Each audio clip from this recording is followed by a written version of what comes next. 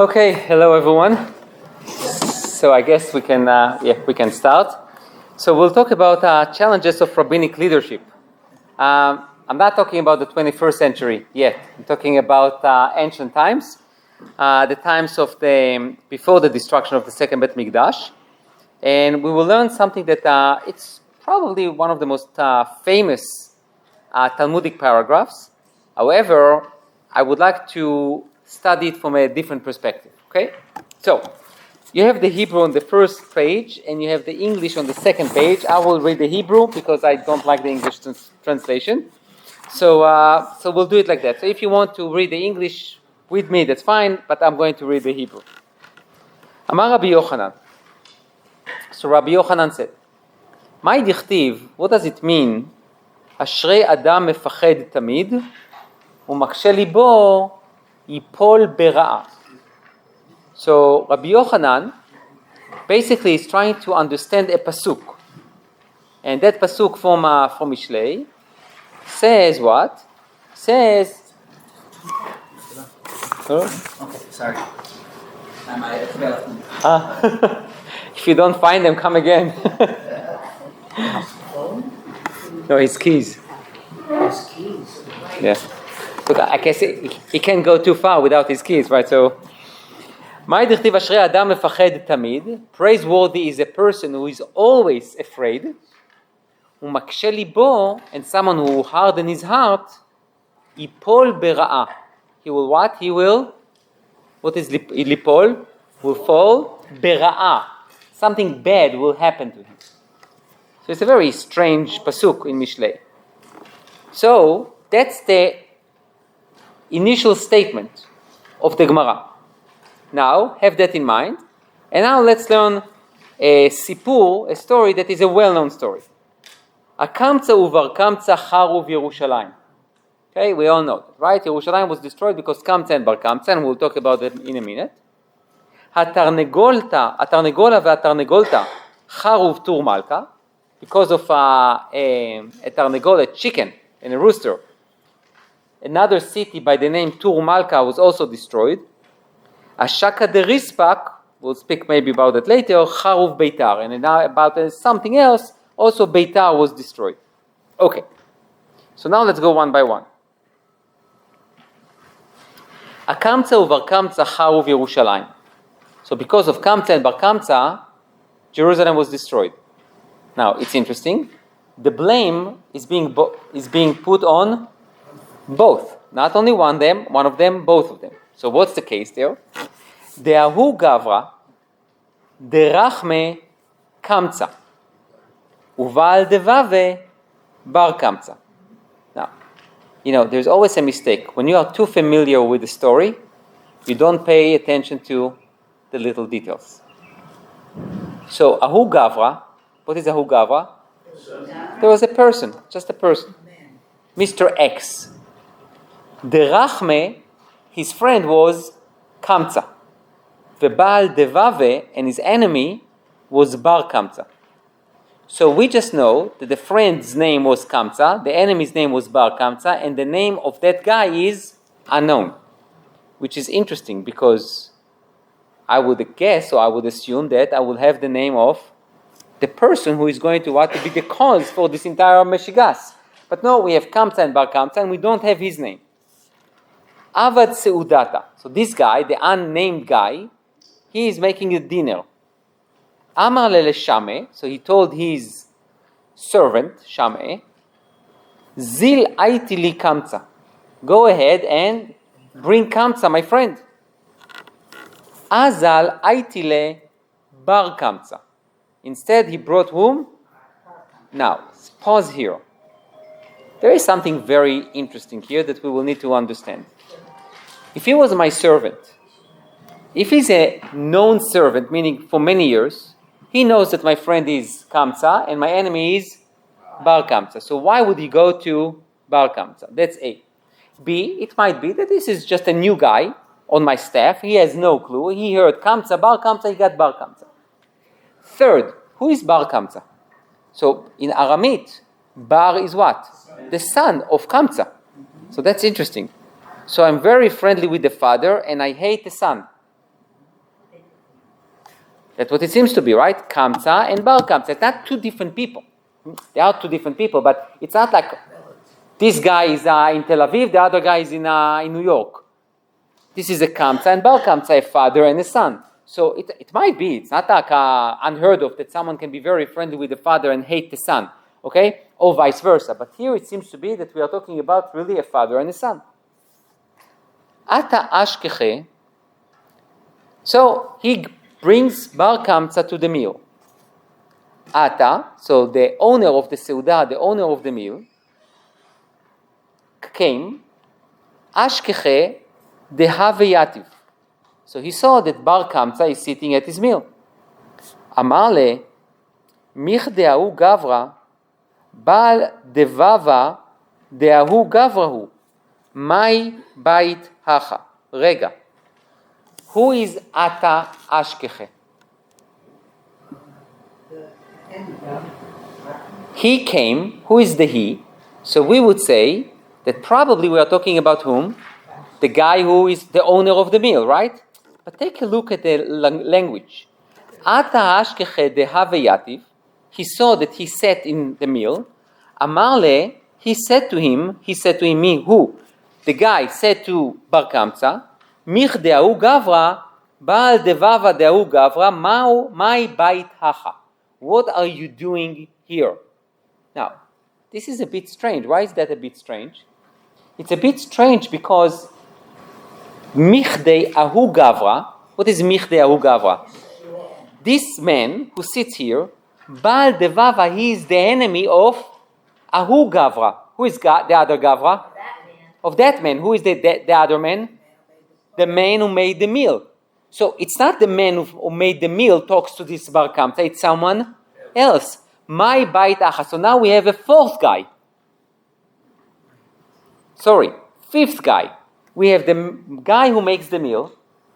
We have the servant. We have Kamsa. We have Bar Kamsa. And then we have another guest who comes and looks at Bar Kamsa, and he probably good friend with the owner of the meal and says to him, what are you doing here? You are his enemy. So, we don't know anything. I mean, when you read the Gemara, and I know, I hope I shed some new light on the Gemara, you have enough, now you have 5 people. And it seems to be that who is the instigator?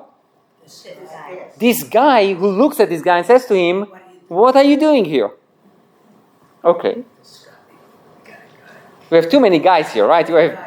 Okay? Kumpuk. Get out of here. Get out of here. Now, who says get out of here?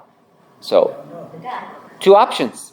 Option number 1 is this guy, the guest, one of the guests, says get out of here. You are making a scene. Get out of here. You know that the host doesn't like you. Or the host heard that what? That Mr. Guest proclaimed, what are you doing here? So the host comes along and says, hey, Rega, what are you doing here? Get out of here. So we have 2 options. By the way, my inclination is to say that it's probably now the host. Because only the host can really say to someone, get out. Okay. Amarle, oil ve'ati shafkan. Leave me alone. I'm already here.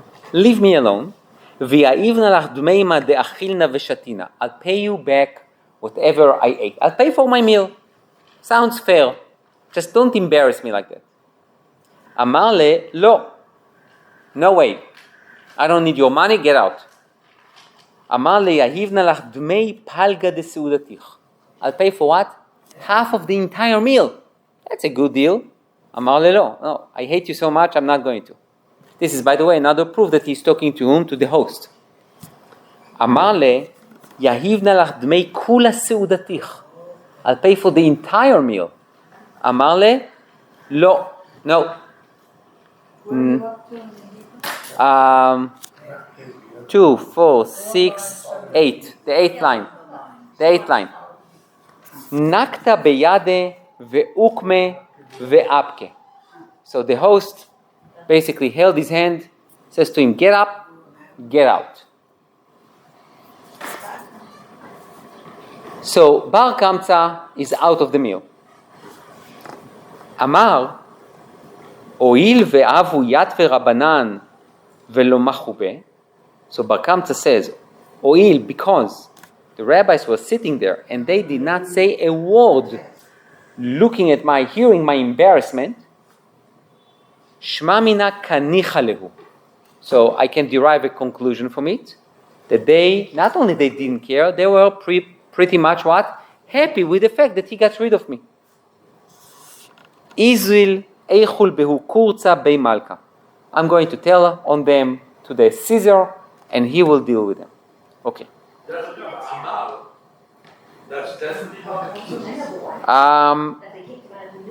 The probability of it is high percentage. Yeah.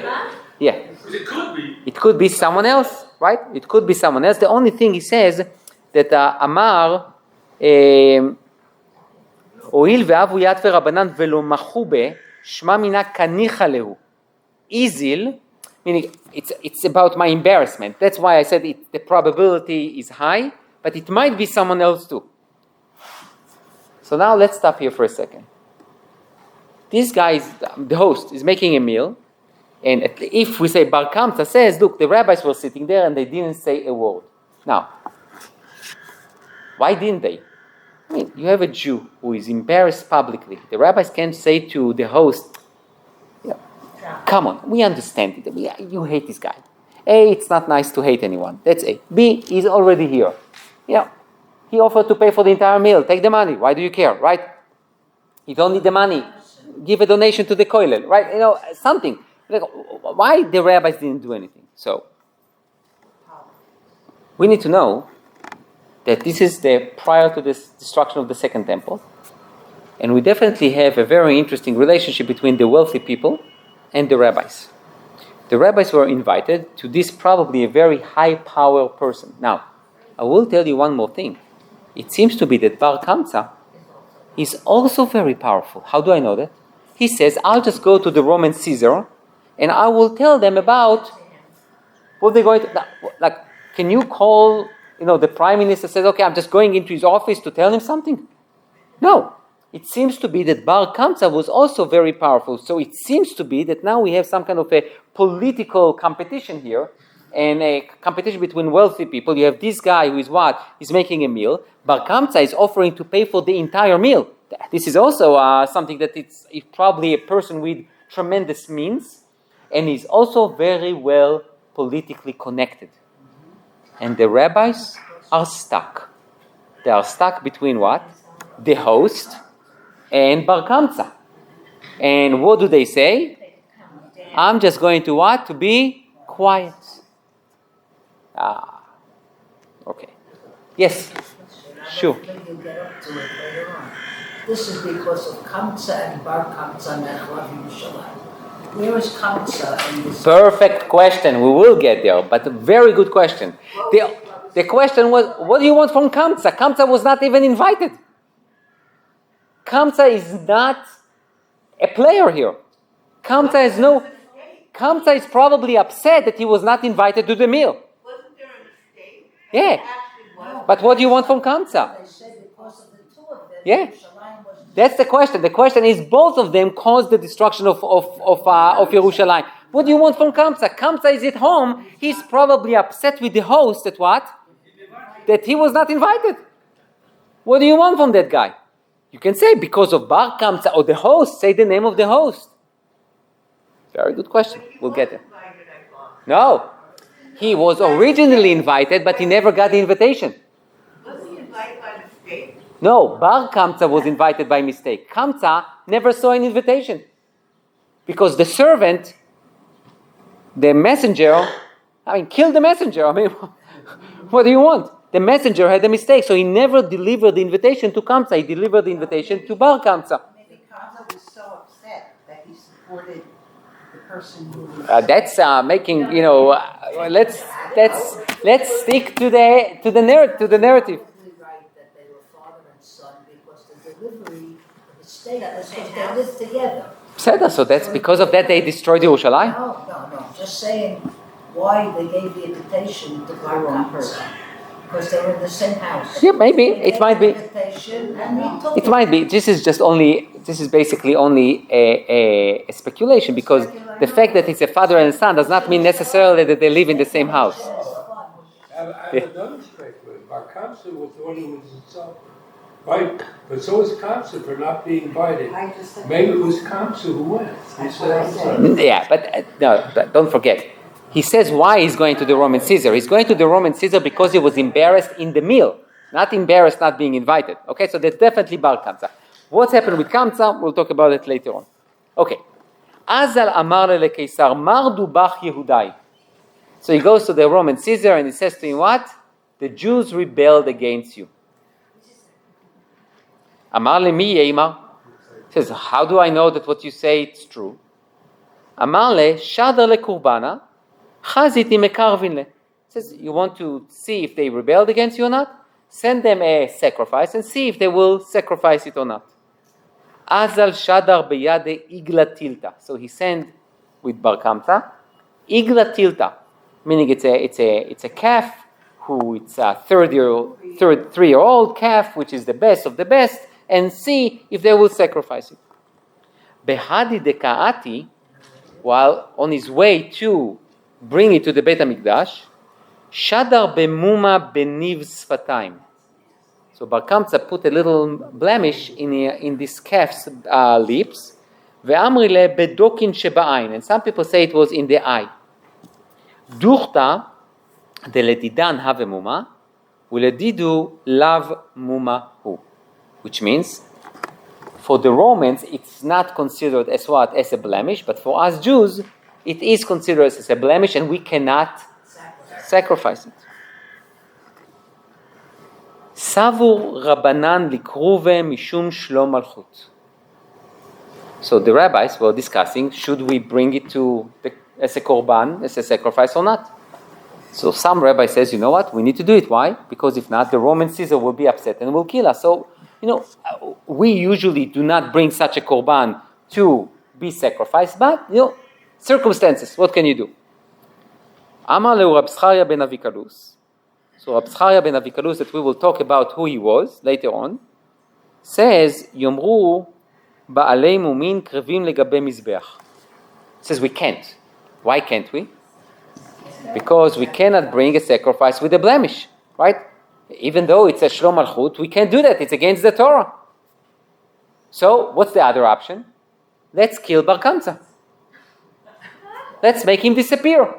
Right? And if the Roman Caesar will say, why didn't you sacrifice my sacrifice? We will say, we have no idea what you're talking about. Oh, but I sent Bar Kamsa died. Savur lemiktele. Delo leizal veleima. So we will kill Bar Kamsa, so Bar Kamsa will never be able to tell that what? That we didn't sacrifice this animal. Amar le Rabbi Zechariah, Yomru matil mum bekodashim yaharek. So no, we can't kill him. Why? Because people would say that if I placed a blemish in a korban, I deserve death. And that's not true. It's also against the halacha.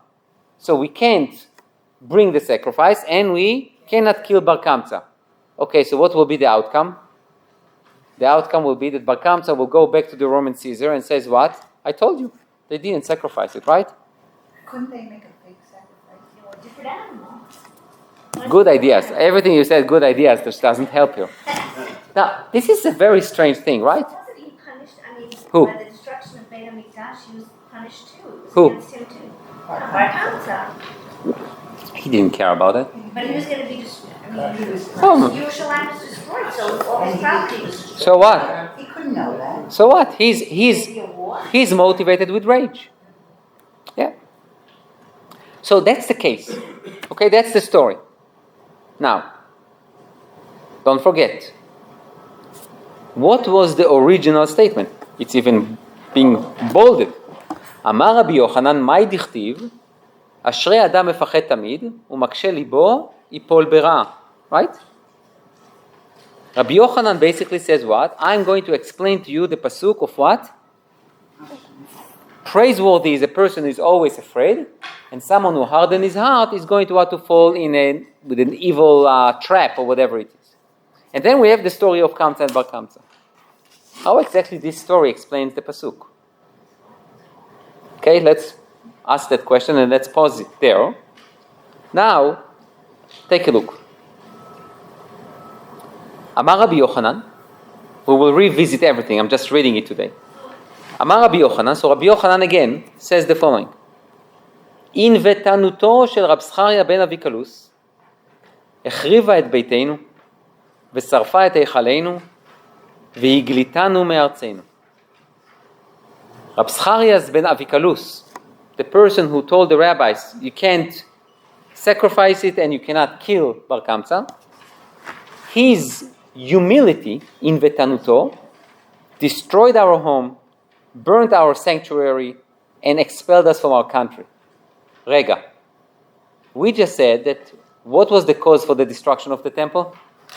Kamsa and Bar Kamsa. Now we shift the blame on whom? On Rab Zcharia ben Avikalus. This is the same Rabbi Yochanan. Okay, that's A. B.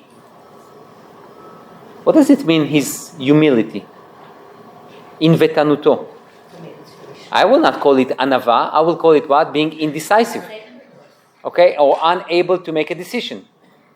Rab Zcharia ben Avikalus did something that many people like to do. To say no to every other option that you give them, but not to come up with any other good option. Okay? They are the naysayers, right? Everything is no, but they cannot come up with what? With a better solution. Right? And the rabbis also, I have some criticism on the rabbis themselves. They should ask Rab Zcharia ben Avikalus, no. Okay, we offered to kill him. You said no. We offered to bring the sacrifice. You said no. Okay, so give me a solution. Klum. Nothing. He does not say anything and they don't say anything. Also, they should have stood up for Bar Kamsa. That's in the story itself, for sure.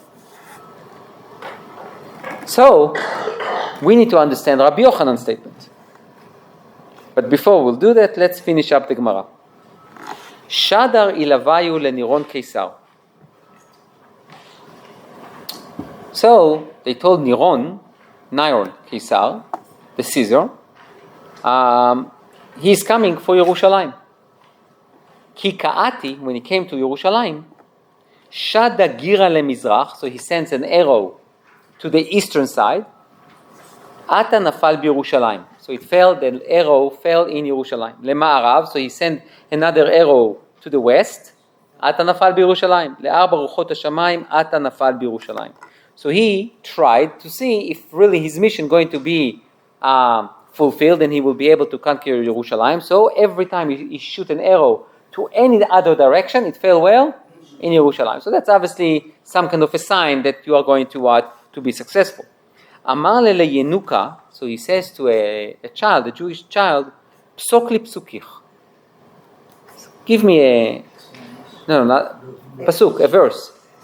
Amar le venatati et nichmati be'edom biyad ami Yisrael. The pasuk is very interesting. God says, I am going to revenge the blood of the Jewish people from the hands of Edom. Edom are the Romans. Amar kucha brichu bai lechiru vebeite vebai lechipuru yade be'u gavra arak ve'azel v'igayer ve'nafak minei Rabbi Meir. So Niron Kesar, based on Jewish legends, basically when he heard that verse, he says, Rega. God wants to destroy the temple, and he wants to send me to do it, and then he's going to take revenge. Thank you very much. If God wants to destroy the Beit HaMikdash, he can do it by himself. I'm not doing that. I'm converting to Judaism. He converted to Judaism, and who was his descendant? Rabbi Meir.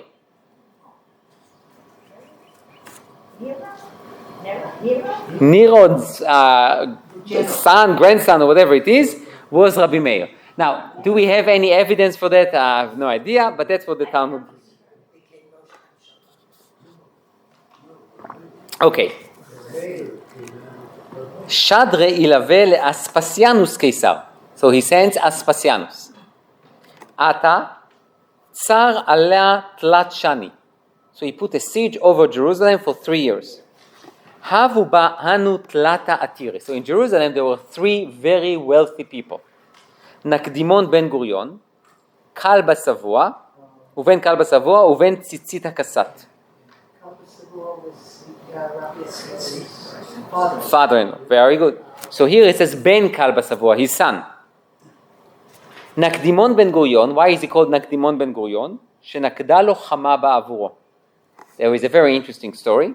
Nakdimon ben Gurion was a very wealthy person, and it was at the time of the regalim, of Sukkot or Pesach, whatever, there was not enough water for the pilgrimage when they came to Yerushalayim. And then he rented out 12 wells of water from a guy, and he told him, I will pay you a tremendous amount of money if rain will not come, and I'll pay you a tremendous amount of money. So the time came, and this guy came to Nakdimon ben Gurion and says, my money, there is no rain. And Nakdimon ben Gurion went and davened, and Hashem revert the sun and hold the sun so the day was longer, and then rain came and Nakdimon ben Gurion was able not to pay. Okay? Nakda lo chama ba'avuro. We're not going to go into all this story. Maybe next semester, Bezrat Hashem, next year, we'll talk about some of those legends which are like very interesting. So that's Nakdimon, so very wealthy person. Ben Kalba Savua, שכל הנכנס לביתו כשהוא רעב ככלב יוצא שהוא שבע. Why it's called kalba? Kalba from the word kelev, the dog. Because if you go hungry as a dog, you come out very satisfied. Now, by the way, if you want to open up a restaurant, call it Kalba Savua. It will be a very, very successful restaurant. Okay?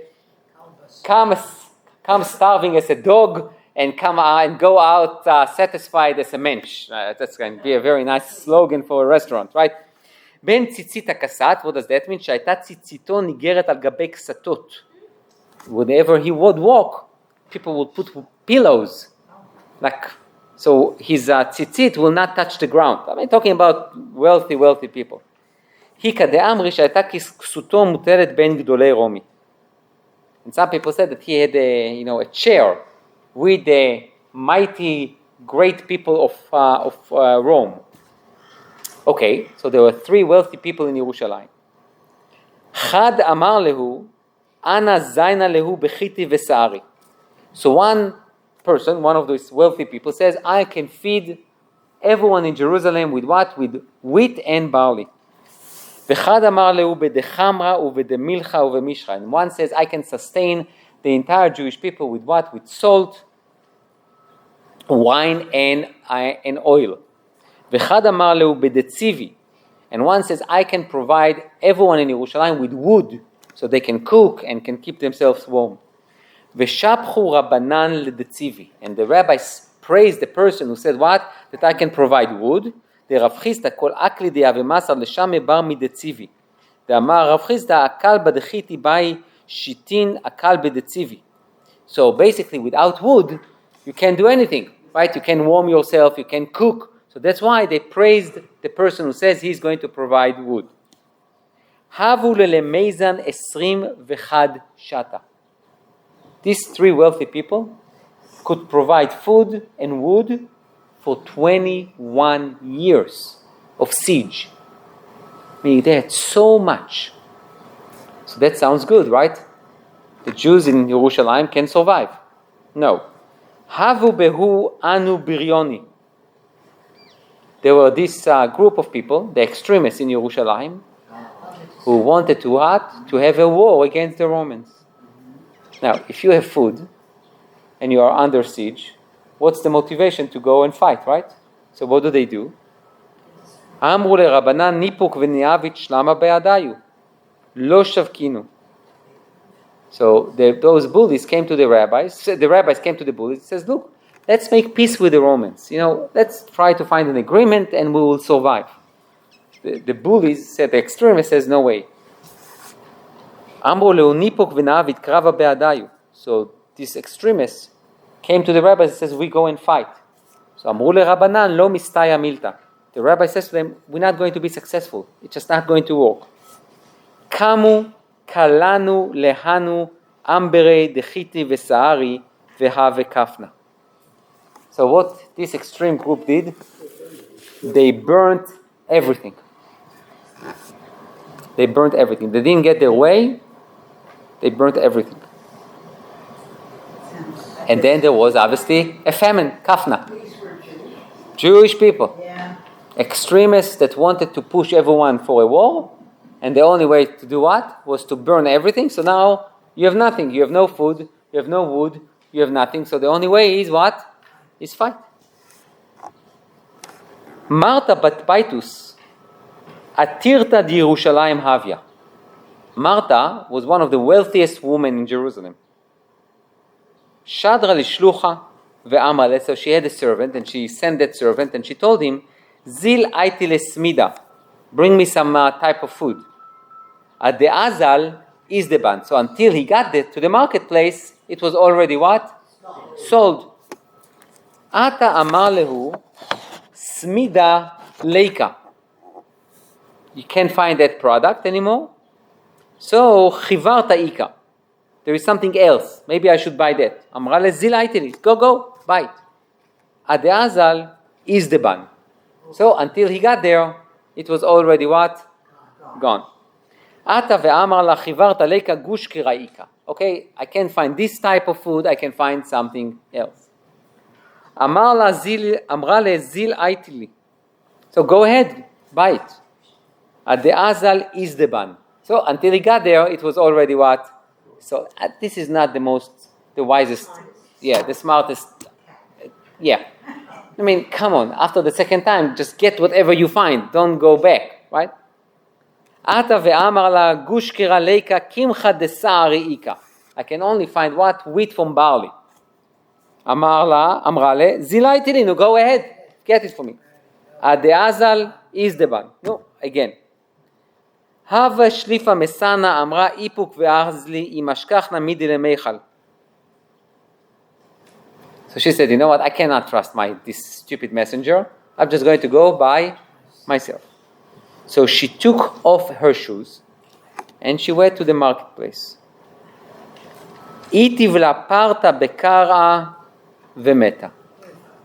So she stepped on something that was disgusting, and she was so, she couldn't handle it because she would never touch things like that, and she died.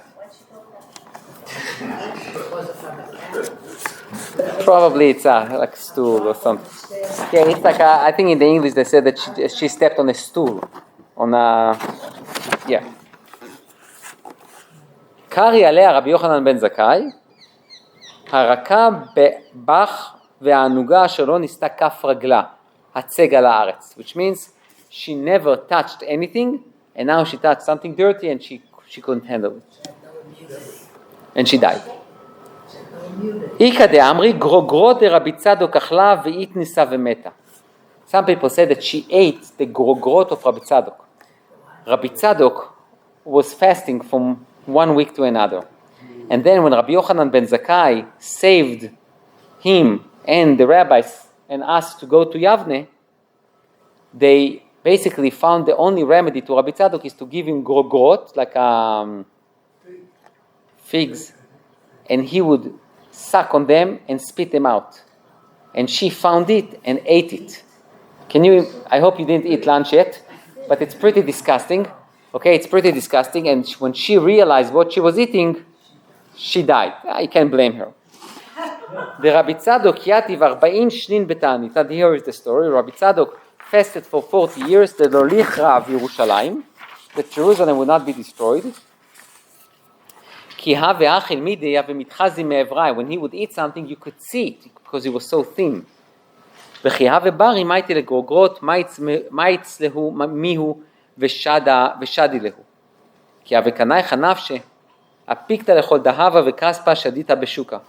when she saw that she's about to die, she took all her money and she threw it to the marketplace. אמרה, היי למאי מביה לי, והיינו דכתיב כספם בחוצות ישליכו. She said, why do I need all this money? I can't even buy anything with it. I can't buy food.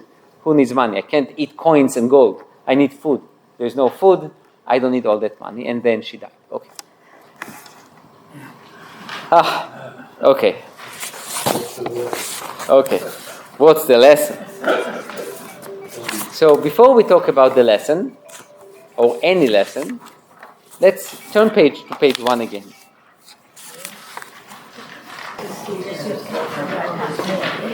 Okay. Obviously we have many questions.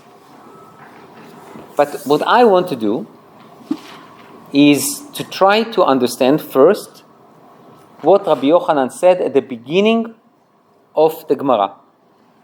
Rabbi Yochanan read a pasuk in Mishlei, Ashrei Adam mefached tamid, umakshe libo yipol bera'ah.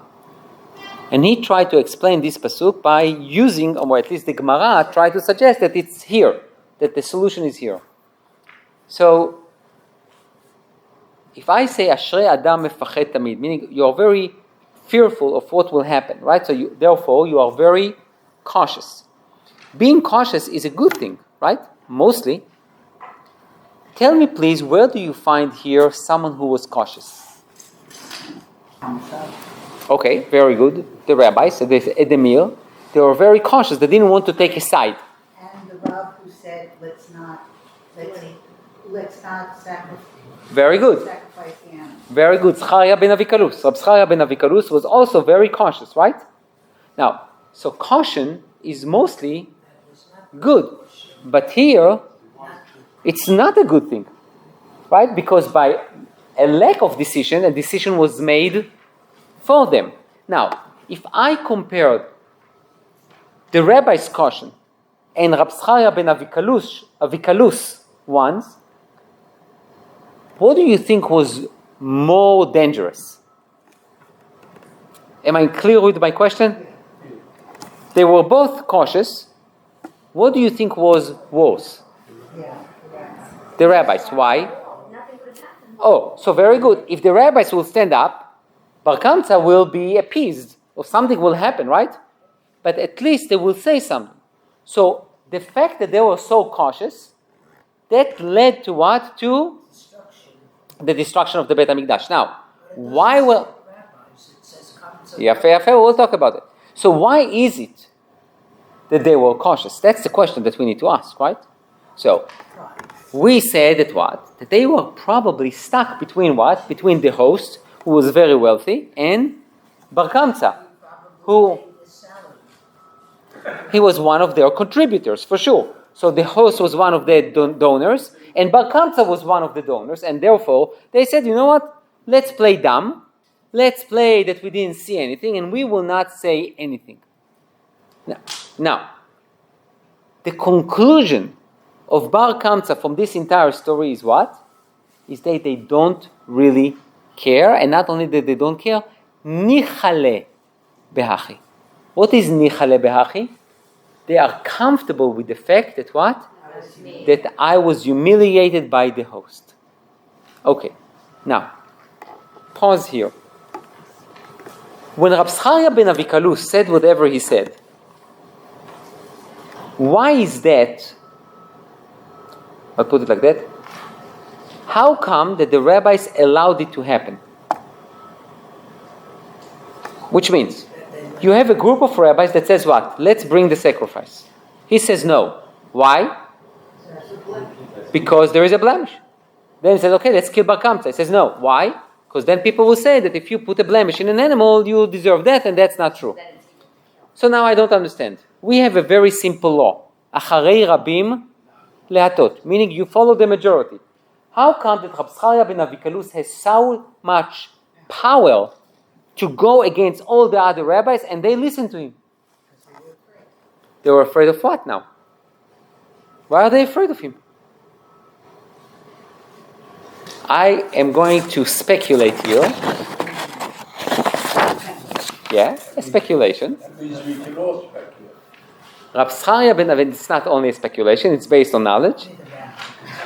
Rab Zcharia ben Avikalus was the head of this extremist group in Jerusalem, which means he took advantage of this weakness that the rabbis showed by not making a decision, and basically saying what? I will push you again to a situation where a decision, a leadership decision must be made, and I know that you will not do it. And I know that you will not do it, which means a lack of decision sounds like the 21st century, right? A lack of leadership creates a vacuum. But there is no vacuum. someone else is going to what? To take over, to fill up this gap, this emptiness. And therefore, who is going to take over? Those extremists. So what happened here is, Ashrei Adam mefachet tamid. This is always good to be cautious. It's always good to be careful. But makshe libo, but if you harden your heart in order not to make a decision, ipol bera'a. Now, turn to page 3. Rashi says, מפחד, אשרי אדם מפחד תמיד, דואג לראות את הנולד, he always tried to predict the future, שלא תארע תקלה בכך אם אעשה זאת. That he will see that if he doesn't do something, or if he will do something, it will not cause what? A problem later on. In ותנותו, says Rashi, סבלנותו, שסבל את זה ולא הרגו. Which means, the fact that Rab Zcharia didn't kill Bar Kamsa, that led to what? To the destruction of the Beit HaMikdash. Take a look at Rav Henkin. Rav Henkin says the following. מכאן הפחד בהגיע ימי בין המצרים ותשעה באב. Says, this is my fear whenever I reach the 3 weeks and the 9th of Av. אילו הבית היה נחרב משום אבון מסוים, היינו יכולים לקוות שאין בנו אותו אבון. אבל לפי דברי רבי יוחנן והגמרא הוא נחרב למרות שהיו בהם תורה ומצוות ומעשים טובים. הוא נחרב משום טעות בהנהגה ופירוד העם.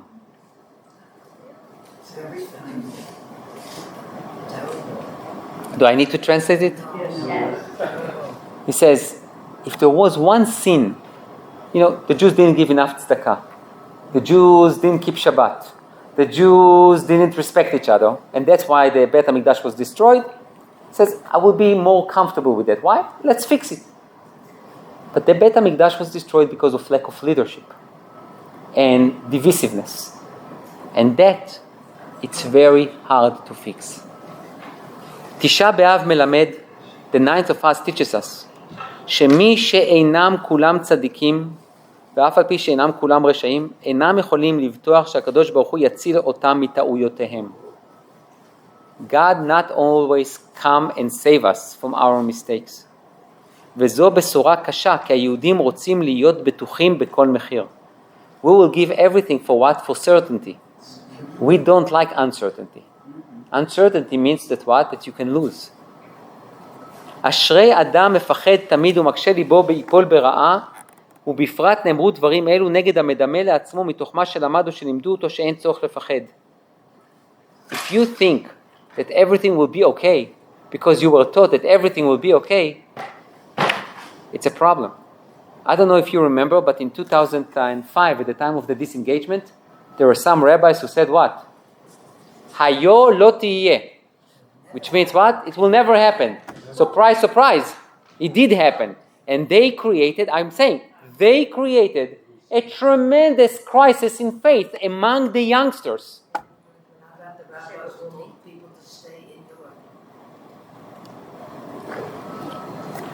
We as rabbis, we as leaders, and you know what? We as parents and grandparents, you can always say, אני מקווה שיהיה בסדר. I hope it will be okay. But you cannot guarantee that it will be okay. It might be not okay for an individual, it can be okay for the nation, but you cannot speak on behalf of the nation. And therefore, says Rav Henkin, לא לסמוך על לימוד או שיטה או ישיבה שמדובר בסכנה לכלל ישראל. When there is a danger for all עם ישראל, don't say יהיה בסדר. You need to be fearful. אשרי אדם מפחד תמיד הוא מקשה ליבו. What is מקשה ליבו? You harden your heart to say, I'm sure everything will be fine, I don't need to do anything else. ייפול ברעה. I think the timing for something like that is unbelievable. Frightening. It's unbelievable. Very frightening. Okay, now take a look at one more thing. In Shut Mishneh Halachot, Rav Menashe Klein, at the end of page 3, it says the following. אמרתי בזה, מה שאמרו בגיטין בדף נ"ו עמוד א', אמר רבי יוחנן, ענוותנותו של רב זכריה בן אביקלוס החריבה ביתנו, שרפה את היכלנו והגליתנו מארצנו. ובאמת, כי זה עניין נורא להאשים את רב זכריה בן אביקלוס בכל החורבן הנורא. ומה עשה שלא כהוגן, ולא אמר אלא כהלכה, ששאלו כדעת מה לעשות בבר קמצא, שמסר את היהודים וסבו רבנן למקלה, אמר יאמרו מטיל מום בקודשים, הרגע will translate in a minute, סבו רבנן לקרוב ומשום שלום מלכות, אמר יאמרו בעלי מומין קרבים למזבח, ומה היה לו להשיב, הלא כהלכה אמר להם, ומה גם ענבות יש כאן, ולמה חרב הבית בשביל זה? Basically, Rabbi Menashe Klein asked a question, he says, what do you want from him? He told them the halacha. Can you kill a person who put a blemish in a korban? The answer is no. Can you bring a korban that has a blemish? The answer is no. Okay, what do you want from him? A. B. What does that have anything to do with him being humble?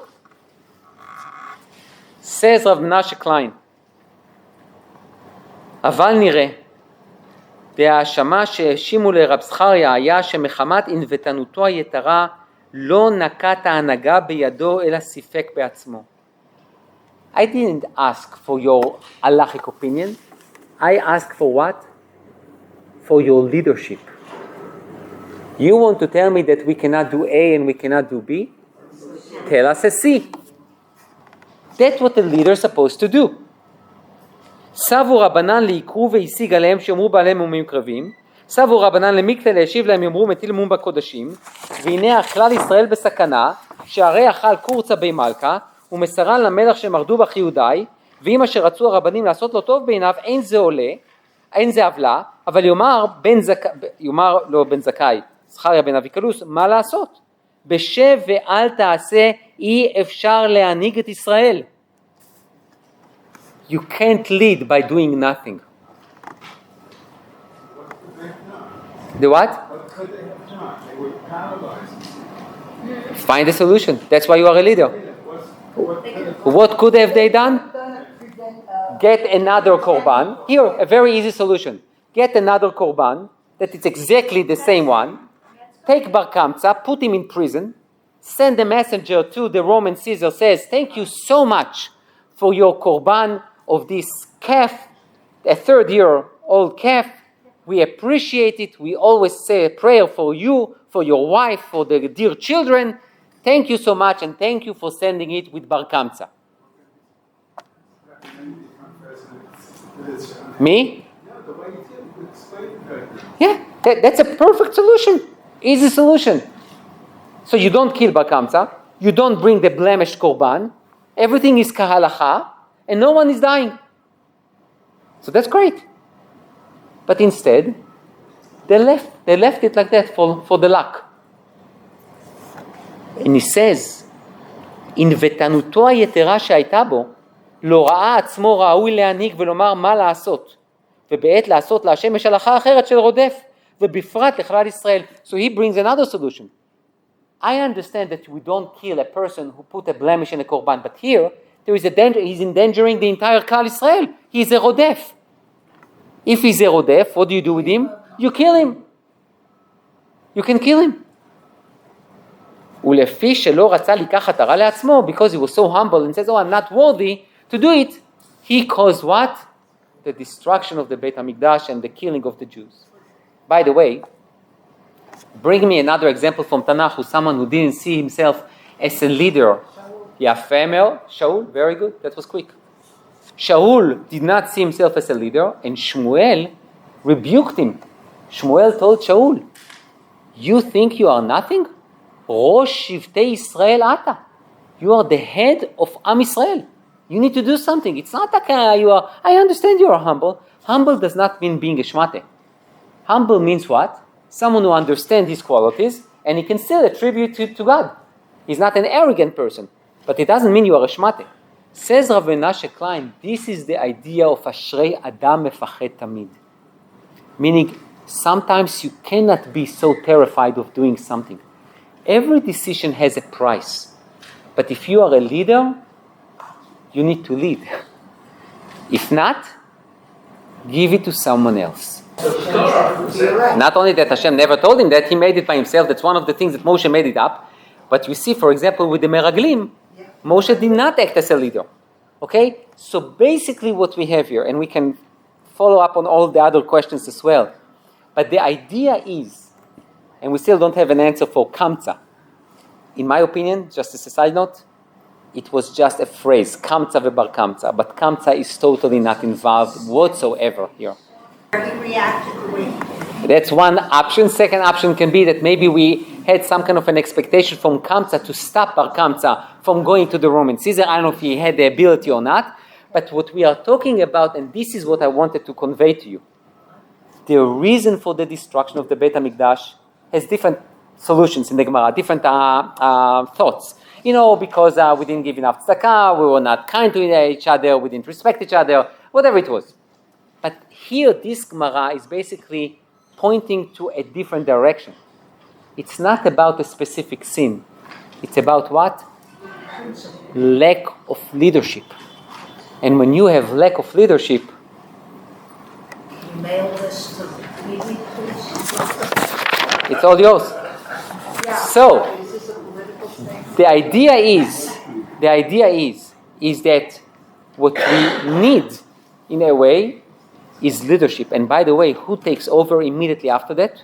After the destruction of the Beit HaMikdash, you see what? That the rabbis realize that that was their problem. And you see, I didn't bring it here, but the first one to lead was Rabbi Yehoshua.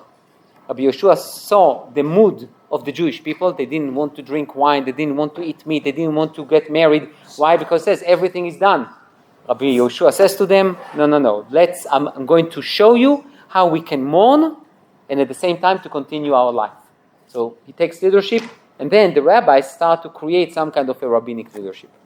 That's for today. Thank you.